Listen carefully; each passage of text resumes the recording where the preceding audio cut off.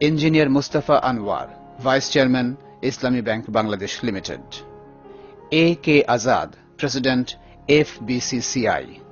And Habibur Rahman Milan, an eminent journalist. The total program was chaired by Professor A.N.M. Abdul Zahir, Honorable Chairman of Board of Directors, Islami Bank Bangladesh Limited. In that program, a brilliant student, Afroza, who hailed from a hardcore poor family, gave a heart-touching speech. The august gathering could hardly control their tears while listening to her. Afroza is the representative of that class of students in Bangladesh who are struggling incessantly to earn a living as well as to earn education. A vivid picture of underprivileged people living in the remote areas has been depicted in her speech. আসসালামু আলাইকুম সকল সম্মানিত সুধীবৃন্দকে আমি আমার সালাম জানাচ্ছি। একটা ডানাকাটা পাখি যার সামনে সবুজ মাঠ থাকে, উপরে নীল আকাশ থাকে, কিন্তু সে ছটফট করে উঠতে পারে না। কেন জানেন? তার পাখাটা বাঁধা থাকে। প্রচন্ড মনোবল থাকা সত্ত্বেও যে পাখা মেলে উঠতে পারে না, যার পাখা দুটো স্থবির হয়ে থাকে শুধু একটু সাহায্যের হাত বাড়ানোর জন্য। পাখিটার একটু সাহায্যের প্রয়োজন, পাখিটার একটু সহানুভূতির প্রয়োজন। আজকে এখানে অনেক এরকম ডানাকাটা পাখি আমরা রয়েছি যাদের পাখাগুলো কাটা। আমাদের মনোবল দরকার, আমাদের পাশে কারো দাঁড়ানোর প্রয়োজন। আমি আজকে অনেক আবেগ আপ্লুত, জীবনের প্রথম মেধার মূল্যায়ন পাচ্ছি। এত বড় একটা অনুষ্ঠানে আমাদেরকে সংবর্ধনা দেওয়া হচ্ছে। আমার জন্মের সময় আমি যে ঘরে জন্মেছি সেই ঘরে কেরোসিন তেল ছিল না। মেয়ে হয়ে জন্মেছি বলে আমার দাদা কেরোসিন তেল এনে দেয়নি। আমার আম্মু খুব কষ্ট পেয়েছিলেন, অনেক কান্না করেছেন। তখন আমাকে বুকে জড়িয়ে নাকি প্রত্যয় করেছিলেন আমাকে মানুষ করবেন। যদিও এত দূর আসার পেছনে আমার মায়ের আর আমার বাবার অবদান অনেক বেশি। শুধুমাত্র কোনো জমি জমা ছিল না, কিছুই ছিল না, শুধুমাত্র তাদের মনোবলের উপর ভিত্তি করে এত দূর আসতে পেরেছি। ঢাকা ভার্সিটিতে চান্স পাওয়ার পরেও আমাকে চিন্তা করতে হয়েছে আমি ওখানে পড়তে পারবো কিনা। আম্মুকে বারবার বলেছি, আম্মু আমি ওখানে পড়তে পারবো তো। আরেকবার চিন্তা করেছি যে রংপুর ইউনিভার্সিটিতে ভর্তি হবো কিনা। অনেক স্বপ্ন, ঢাকা ভার্সিটিতে ভর্তি হবো। আমি যে এখানে পড়তে আসবো, ভাড়াটা পর্যন্ত জোগাড় করা, রাতে চিন্তা করতাম যে আমি ভাইবা দিতে চাইতে পারবো তো, ভর্তি হতে চাইতে পারবো তো। আমাদের এই প্রতিকূল অবস্থা, একটা জিনিস আপনারা চিন্তা করতে পারেন স্যার, একটা স্টুডেন্ট যে গোল্ডেন প্লাস পেয়েছে, আরেকটি স্টুডেন্টও গোল্ডেন প্লাস পেয়েছে। একজনের টেবিলে তার মা দুধের গ্লাস হাতে নিয়ে দাঁড়িয়ে থাকে, আর আরেকজনকে টেবিলে বসে চিন্তা করতে হয় সে পরদিন সকালে কি খাবে, কি খেয়ে সে কলেজে যাবে, কি খেয়ে সে স্কুলে যাবে। এই যে একজনের একটা বাচ্চা আমি ঢাকায় এসে দেখেছি আমার এক আত্মীয়র বাসায়, তার মা তার পিছনে সারাদিন খাবারের বাটি নিয়ে দৌড়াদৌড়ি করে। আর আমার পাশের বাড়ি আমি দেখেছি, আমি লালমনিরহাট জেলা থেকে এসেছি যেখানে 5 ডিগ্রি 6 ডিগ্রি সেলসিয়াস থাকে। আপনারা যদি কখনো শীতের দিন সেখানে যান দেখতে পাবেন কত প্রখর শীত, সেখানে কত প্রচন্ড শীত। এই শীতের দিন সেই বাচ্চাটা আগের দিনে ঠান্ডা ভাত মরিচ দিয়ে একটা 1.5 বছরের বাচ্চাকে তার মা খাওয়াচ্ছে। চিন্তা করতে পারেন স্যার।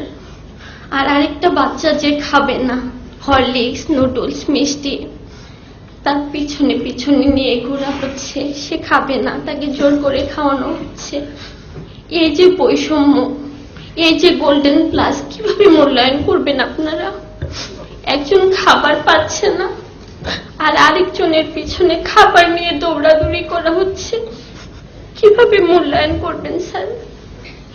এই যে সার্টিফিকেট, আমরা যে এত দূর আসতে পেরেছি, কিভাবে আসছি, কারা আমাদেরকে সাপোর্ট দিচ্ছে?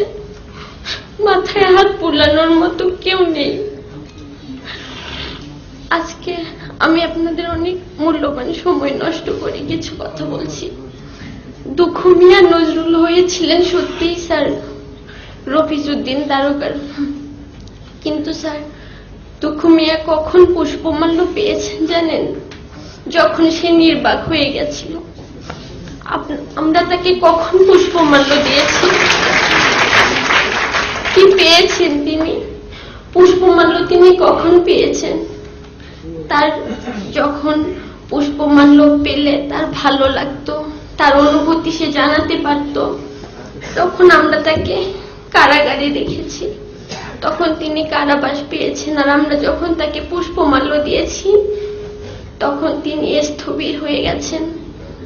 তখন আর তিনি কিছু বলতে পারেননি, কিছু পেয়ে যাননি, কিছুই চিকিৎসা কোনো কিছুই তিনি পাননি। সেই দুঃখু মিয়া, সেই কাজী নজরুল ইসলাম, আমরা কাজী নজরুল ইসলামের মতো হতে চাই স্যার, কিন্তু দুঃখু মিয়ার মতো কষ্ট পেতে চাই না। পুষ্পমাল্য আমরা নির্বাক হয়ে পেতে চাই না। আপনারা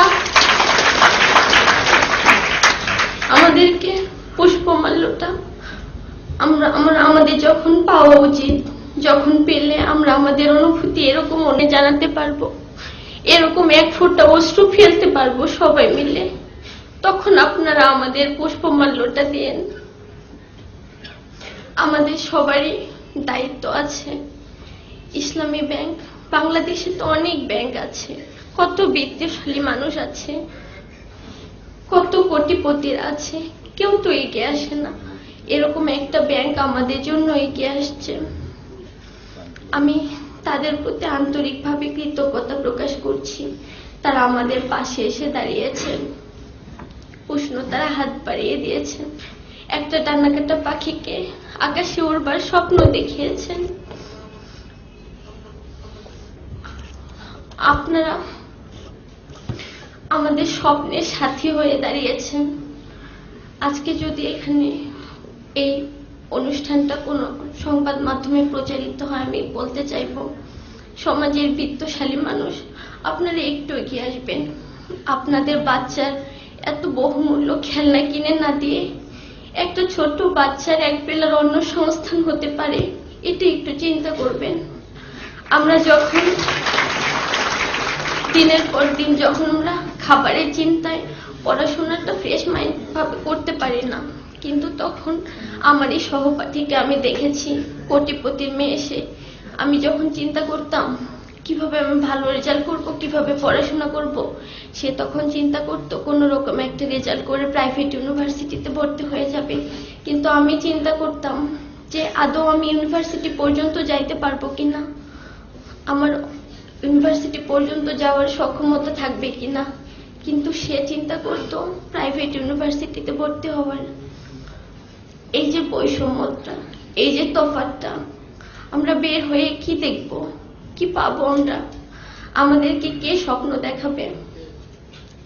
আমি আবারও ইসলামী ব্যাংক কর্তৃপক্ষকে আন্তরিকভাবে ধন্যবাদ জানাচ্ছি তাদের এই মহৎ উদ্যোগের জন্য।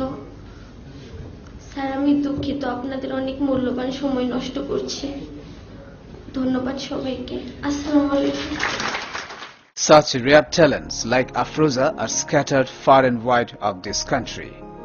If we can extend a helping hand to them, of course they will contribute to the development of the country as well as to the Muslim Ummah.